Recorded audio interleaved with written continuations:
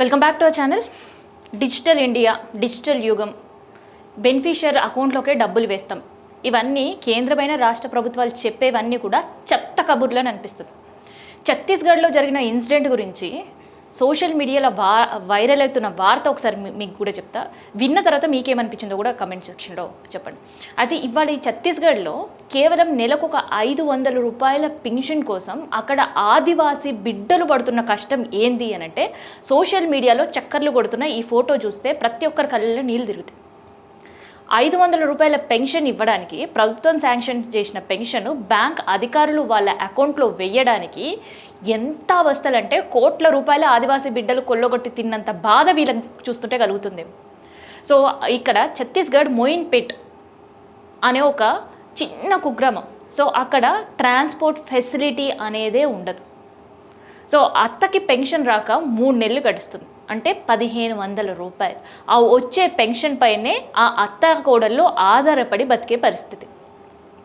So 80 సంవత్సరాల వృద్ధురాల్ని banker దగ్గరికి తిరిగి వాళ్ళు పెన్షన్ ఇవ్వకపోతే కేవైసీ మస్ట్గా చేయాల్సిందే, చేస్తేనే మీ పెన్షన్ డబ్బులు ఇస్తాం, లేదంటే ఇవ్వము అని కరాఖండిగా చెప్తే ఆ బ్యాంక్కి ఇగో చూస్తున్నారు కదా వెనకాల కోడలు అత్తని తన భుజం పైన చిన్న పిల్లల్ని ఎత్తుకుంటాం కదా అట్లా ఎత్తుకొని మండు టెండర్లో 9 కిలోమీటర్లు ప్రయాణం చేసింది. 9 కిలోమీటర్ల ప్రయాణం చేసి బ్యాంక్ వెళ్ళి కేవైసీ చేయించుకొని మళ్ళీ అదే పరిస్థితిలో రిటర్న్ ఆ తండాకు వచ్చిన పరిస్థితి. అంటే 18 కిలోమీటర్ల ప్రయాణం 1500 రూపాయల కోసం. సో ఈ వార్త విన్న తర్వాత పెన్షన్ గురించి గంతకెందుకు కష్టపడుతుంది అని ఆలోచించే వాళ్ళు కూడా ఉంటారు. కానీ వాళ్ళు ఆదివాసీ బిడ్డలు. ప్రభుత్వం ఇచ్చే పెన్షన్ తోటే వాళ్ళకి ఆ నెల గడిచే పరిస్థితి ఉంటుంది. సో ఈ ఛత్తీస్గఢ్లో చెత్త విషయాలన్నీ కూడా బ్యాంకర్స్ ఎందుకు ఇట్లా ఆలోచిస్తున్నారని నాకు అర్థమవుతలేదు. సో ఈ మోయిన్పేట ఇష్యూతో పాటు కరెక్ట్గా 2 నెలల క్రితం కూడా ఇంకొక ఇన్సిడెంట్ జరిగింది. సో ఒక అక్క చనిపోయింది. సో డెత్ సర్టిఫికేట్ అప్పటి వరకు రాలేదు, కానీ డెత్ డిక్లరేషన్ హాస్పిటల్ ఇచ్చింది. ఆ డెత్ డిక్లరేషన్ తీసుకొని ఒక బ్యాంకుకి వెళ్ళిండు ఒక వ్యక్తి. సో తన అక్క చనిపోయింది, బ్యాంక్లో ఆ డిక్లరేషన్ అండ్ అక్కడ అకౌంట్లో ఉండే డబ్బుల గురించి. సో అవి లక్షల్లో కాదు, కేవలం వేలల్లో మాత్రమే ఉన్నాయి. సో ఆ బ్యాంక్ ఉద్యోగి ప్రూఫ్ ఏంది మీ అక్క చనిపోయింది అని అడిగాడట.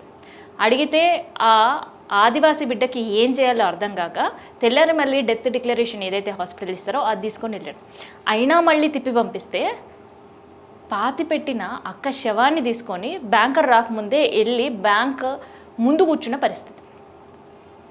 అంటే లక్షల కొద్దీ కోట్ల కొద్దీ లోన్లు ఇచ్చి ఎగ్గొట్టి దేశాలు తిరిగి వాళ్ళని అయితే యథేచ్ఛగా స్వేచ్ఛగా వదిలిపెట్టేస్తారు.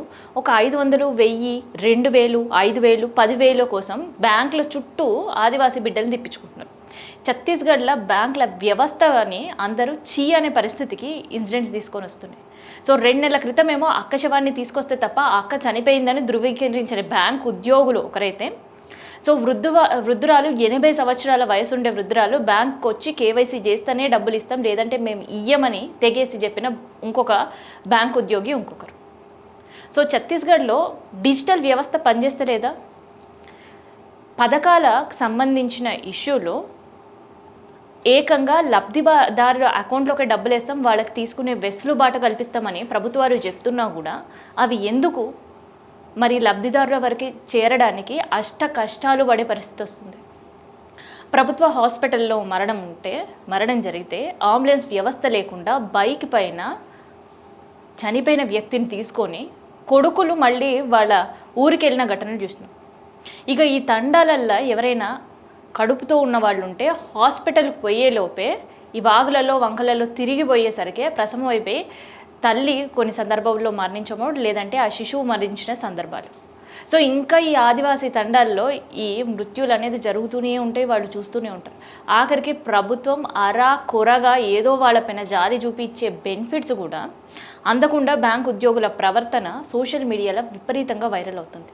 వైరల్ అవ్వడం మాత్రమే కాదు, ప్రభుత్వ తీరుపైన ఈ డిజిటల్ యుగం అంటే ఇదేనా అనే కేంద్ర ప్రభుత్వాన్ని ప్రశ్నలతోటి నట్టింట్లా ఈ ఫోటోలన్నీ కూడా వైరల్ అయ్యే పరిస్థితి అన్నమాట.